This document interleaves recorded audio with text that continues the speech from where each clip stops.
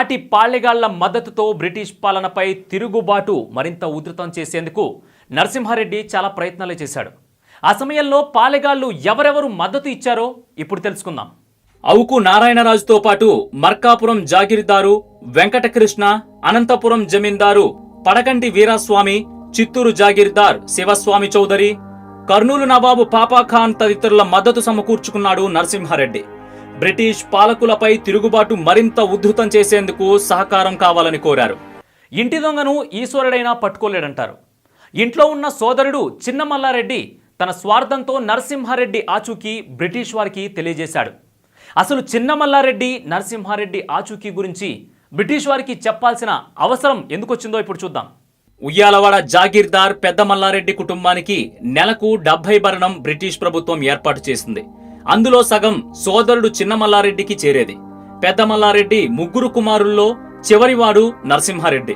ప్రజల్లో తన తమ్ముడికి ఉన్న ఆదరాభిమానాలను చూసి ఈర్ష్య పెంచుకున్నాడు మల్లారెడ్డి. తమ్ముడిపై కక్ష సాధించేందుకు వీక్షిస్తుండగా కడప కలెక్టర్ కాగ్రేన్ నుంచి అతనికి వర్తమానం అందింది. కాగ్రేన్ పథకం ఫలించింది. కోటలో బాగా పడింది. అతను అందించిన ఉప్పు మేరకే నరసింహారెడ్డిని పట్టుకోవడానికి మార్గం సులువైంది. నరసింహారెడ్డి భార్య పిల్లల్ని బంధించి కడప పట్టణంలోని లాల్ బంగ్లాలో పెట్టారు. తన అనుమతి లేనిదే లోనికి ఎవరిని వెళ్లనీయొద్దని బంగ్లా అధికారులను ఆదేశించాడు. నరసింహారెడ్డికి సాయం చేయకుండా కడప నవాబు మొహమ్మద్ ఇబ్రహీం, కర్నూలు నవాబును బందీ చేశారు. నరసింహారెడ్డి తన భార్య దొరసాని సుబ్బమ్మ, కొడుకు దొరసుబ్బయ్యను విడిపించేందుకు వస్తాడని కాగ్రేన్ ఎత్తుగడ వేశాడు. అయితే ఓ అర్ధరాత్రి బంగ్లా అధికారి గుండెలపై కత్తిపెట్టి నరసింహారెడ్డి తన భార్య బిడ్డలను ధైర్యంగా తీసుకెళ్తున్న దృశ్యాన్ని నివ్వెరపోయి చూడడం కాగ్రేన్ వంతైంది. నరసింహారెడ్డిని పట్టుకోవాలనే క్రమంలో ఈస్ట్ ఇండియా కంపెనీ అధికారులు రెడ్డిని ఆదరించే 60 గ్రామాల ప్రజలను ఎలా హింసించారో చూద్దాం. నరసింహారెడ్డిని ధైర్యంగా ఎదుర్కోవడం, యుద్ధ విద్యతో పట్టుకోవడం సాధ్యం కాదని బ్రిటిష్ అధికారులకు అర్థమైంది. ఏ ప్రజల కోసమైతే జీవిస్తున్నాడో వారిని హింసించడం ద్వారా నరసింహారెడ్డిని లొంగదీసుకోవచ్చని పన్నాగం పన్నారు. రెడ్డిని ఆరాధించే 60 గ్రామాలపై సైనికుల దాడి జరిగింది. పిల్లాజల్లా, గొడ్డు, గోదా ఎవరినీ వదలలేదు. అనుమానం ఉన్న ప్రతి వారిని పట్టుకుని నరసింహారెడ్డి ఎక్కడ ఉన్నాడో చెప్పమంటూ హింసించారు. కండపుష్టిగల యువకులను బందీలుగా పట్టుకెళ్లారు. స్త్రీలపై అత్యాచారాలకు పాల్పడ్డారు. ఈ రాక్షస చర్య అంతా నరసింహారెడ్డి సోదరుడు మల్లారెడ్డి సలహా మేరకే జరిగింది. ఇవన్నీ తెలుసుకున్న నరసింహారెడ్డి ప్రజల కోసం స్వచ్ఛందంగా లొంగిపోవడానికి సిద్ధపడ్డాడు. చివరకు నరసింహారెడ్డి ఆచూకీని కనుగొన్న బ్రిటిష్ సైన్యం అతన్ని బంధించేందుకు సర్వం సిద్ధం చేసుకుంది. ఆయన ఉంటున్న స్థావరం చుట్టూ బ్రిటిష్ వారు మోహరించారు. అంతిమ పోరాటం చేస్తూ చివరికి నాటర్ సైన్యానికి నరసింహారెడ్డి బలయ్యాడు. 1846 అక్టోబర్ 6 చరిత్రలో మరపురాని ఘట్టం లిఖితమైంది. నరసింహారెడ్డి ఆచూకీ కనుగొన్న బ్రిటిష్ సైన్యం అతన్ని బంధించేందుకు సర్వం సిద్ధం చేసింది. నరసింహారెడ్డి ఆయన అనుచరులు ఉంటున్న గుట్టను చుట్టుముట్టింది. కలెక్టర్ కాగ్రేన్ నరసింహారెడ్డి లొంగిపోవాలని గట్టిగా హెచ్చరికలు జారీ చేశాడు. నార్టన్ సైన్యం కొండపైకెక్కడానికి ప్రయత్నించగా నరసింహారెడ్డి సైన్యం ఎదురొడ్డింది. ఈ తరుణంలో నార్టన్ నరసింహారెడ్డి తోటాకు బలయ్యాడు. నరసింహారెడ్డి సైన్యం తక్కువగా ఉండడం, కుంపిణీ సేన ఎక్కువగా ఉండడంతో పరిస్థితి చేజారింది. బ్రిటిష్ వారు క్షణక్షణం సైన్యాన్ని పెంచుకుంటూ పోవడంతో వారిని నిలువరించడానికి నరసింహారెడ్డికి చాలా సమయం పట్టింది. వెంట తెచ్చుకున్న తూటాలన్నీ అయిపోగా చివరికి కత్తిపట్టి సైనికుల మధ్య చొరబడి సింహనాదం చేశాడు నరసింహారెడ్డి.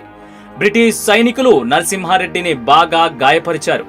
దెబ్బతిన్న పులిని చివరకు సైన్యం పట్టుకుంది. ఉరికొయ్య ఎక్కే ముందు కూడా తొడగొట్టి మీసం మెలేసి పరాక్రమాన్ని వీలునామాగా రాసి వెళ్లిన నరసింహారెడ్డి చివరగా కోవెలకుంట్ల కోటలో తన ప్రజలకు ఇచ్చిన సందేశం ఏంటి? గుమ్మానికి నరసింహారెడ్డి తల ఎలా వేలాడదీశారో ఇప్పుడు తెలుసుకుందాం. నరసింహారెడ్డిని విచారించిన బ్రిటిష్ ప్రభుత్వం ఆయనకు ఉరిశిక్ష విధించింది. జుర్రెట్టి ఒడ్డున ఉరి తీస్తున్నట్టు చాటింపు వేయించింది. రాయలసీమ వాసులంతా తమ దొరను చివరిసారిగా చూసుకునేందుకు కోయిలకుంట్లకు ప్రయాణం కట్టారు. ప్రతి పల్లె నుంచి జనం తరలివచ్చారు. 1847 ఫిబ్రవరి 22 తెల్లవారుజామున కచేరీ జైలు ద్వారం తెరుచుకుంది. కుంపిణి సైనికుల వెంట ఒక్కో అడుగు వేస్తూ బయటకు వచ్చిన తమ పాలెగాడు నరసింహారెడ్డిని చూడగానే జనసంద్రం పొంగి పొరలింది. దొర నరసింహారెడ్డికి జై అంటూ నినాదాలు హోరెత్తాయి. నరసింహారెడ్డి కళ్ళు చెమ్మగిల్లాయి.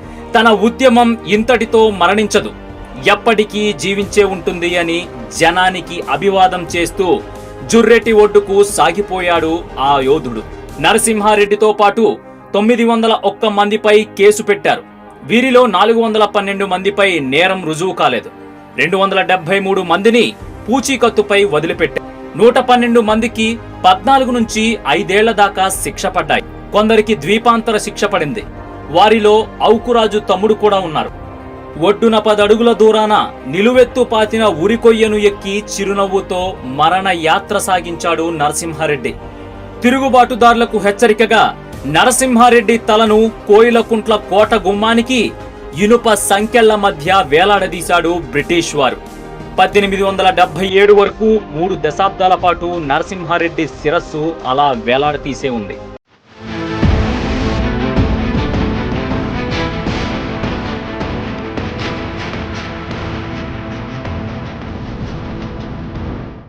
చూసారు కదండి, మా వీడియోస్ మీకు నచ్చినట్లయితే లైక్ కుదిరితే కమెంట్.